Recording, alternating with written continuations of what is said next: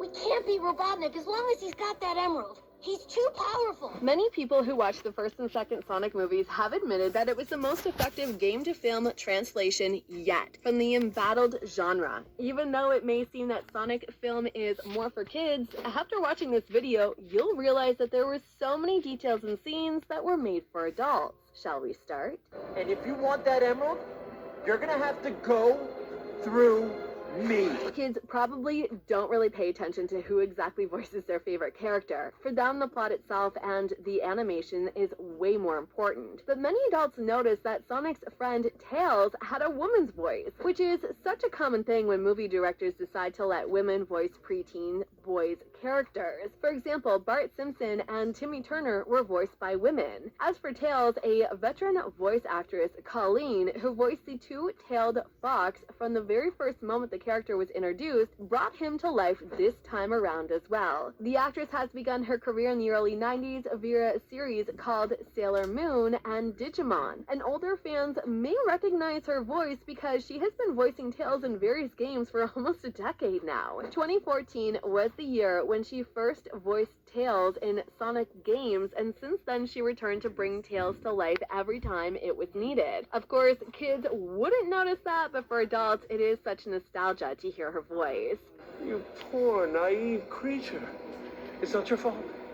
A more advanced intellect would have seen this move coming a mile away. Never trust Robotnik. He is a genius, but he is a vicious genius. That is why he knew how to make Knuckles trust him and turn him against Sonic. Even though their duo seems a bit unbelievable, but Eggman manages to team up with the red hair Echidna. Eggman knew that Knuckles had always hated the Eagle Clan that raised Sonic and used his hatred for his own sake. The villain offered Knuckles a deal that seemed to be a pretty simple one, but adults knew from the start that Robotnik couldn't be trusted and that he'll definitely betray Knuckles. But Knuckles is so naive that he doesn't see what Robotnik is capable of. Even though the red hair Echidna becomes Sonic's biggest enemy, they eventually end up being good friends. Giving up already?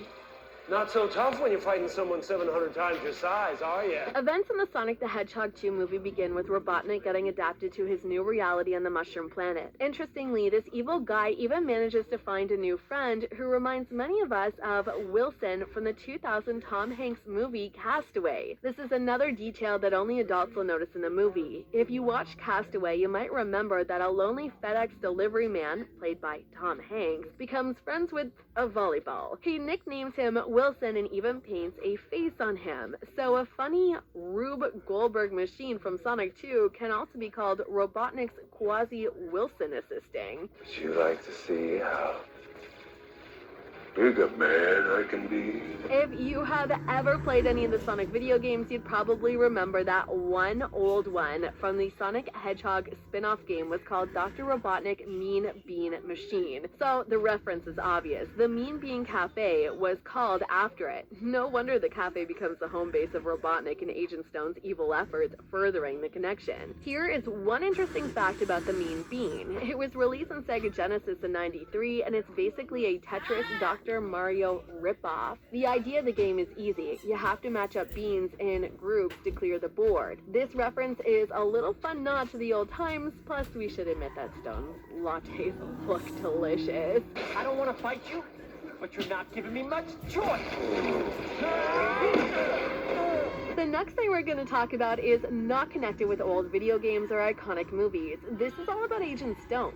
Kids are probably wondering why Stone is so loyal to this crazy man Robotnik, but adults definitely have their own suspicions. If you have some, you can share them with us in the comment section down below. So the relationship between Robotnik and Agent Stone is questionable, especially at the beginning of the movie. The two were separated for a certain period of time, and we can say that Stone was missing Robotnik. He even put fashioned images of the duo into a foam with hearts, so it made so many adults think that Stone has a crush on Robotnik. Kids probably wouldn't notice that Eggman is probably more than just a boss to him, but if you are grown up, you can see in multiple scenes that Stone has feelings. There was even one scene where Stone was playing virtual dress-up with Robotnik on his computer. He really just wants to see his boss happy, and that is 100% more than his professional desire. Okay, everybody, take it easy. I'm sure there's a perfectly good explanation for whatever my friend said or did. When the movie just started, we saw Tom being concerned about Sonic's well-being. Our blue speedster felt not okay after settling into Green Hills, and it looks like Sonic has some trouble finding his calling. Sonic is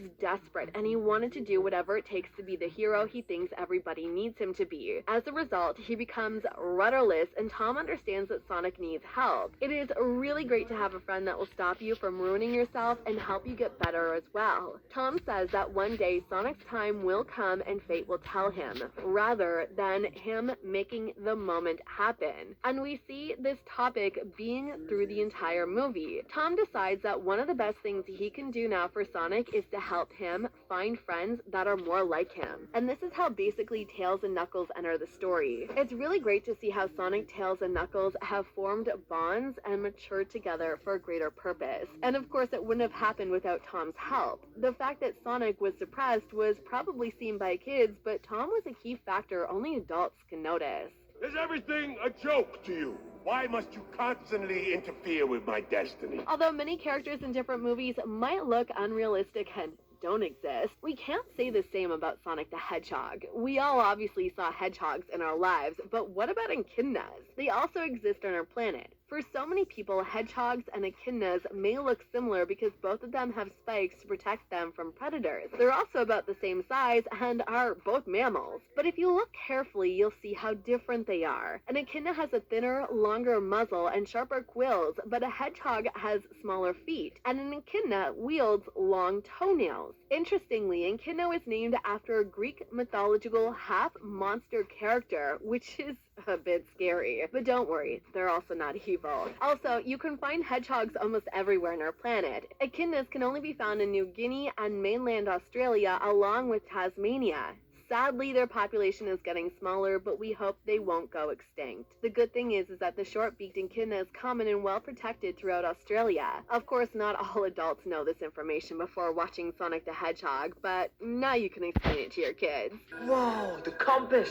This will lead us to the emerald. It's safe to say that Tom plays a huge part in the first film, and he is a very important character in the second one as well. But in Sonic 2, he's absent from the first half of Sonic's adventure in the sequel. Why? Because Tom and his wife Maddie are in Hawaii for her sister Rachel's wedding. Sonic wasn't very upset to stay home alone because he could do whatever he wanted, taking bubble baths along with the dog and making skate ramps in the living room. Everyone seems to be happy and busy, but things change a bit when Sonic video calls Tom and interrupts the wedding. Sonic needed Tom's help and he asked him for it. It turns out that when Tom left for Hawaii, Sonic gave him a magic ring so that he could later teleport home at the end of his vacation. But things got really complicated and he needed Tom to teleport right now. But the thing is that Tom accidentally turned the magic ring for the ceremonial one when he was playing around with the flower girl, pretending to pull one of the ceremonial rings from behind her ear. Not many kids spotted the switch, but we're more than sure that adults did. Trained it from downtown!